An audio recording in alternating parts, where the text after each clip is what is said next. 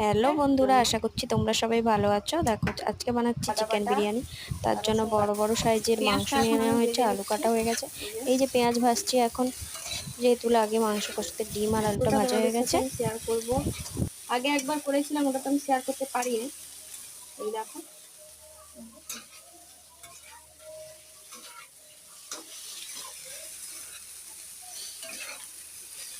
পরে পুরো বিরিয়ানির লুকটা তোমাদের সাথে আমি শেয়ার করব। দেখতেই পাচ্ছ চিকেন, এটা চিকেনটা আমি ভালো এখন করে আমি কষিয়ে কষিয়ে নিচ্ছি নিচ্ছি ভালো করে। যাতে ভালো করে টেস্ট লাগে। তারপর সব কিছু হওয়ার পর আমি দেখিয়ে দিলাম তোমাদের ভাতটা ভালো করে। তারপরে এই দেখো বিরিয়ানিটা হয়ে গেছে, কিছুটা মাংস দেওয়া শেষ। তারপরে আমার বর এসেছিল, ওকে বললাম একটু ভিডিও করে দিতে, তাই ও করে দিল। ভাতটা আমি এখন এই যে ডিম, ভালোভাবে দিয়ে দিচ্ছি। তারপরে খেতে বসে গেছি। মাংস, ডিম মাংসটা দেখালাম, মাকে জিজ্ঞেস করছিলাম।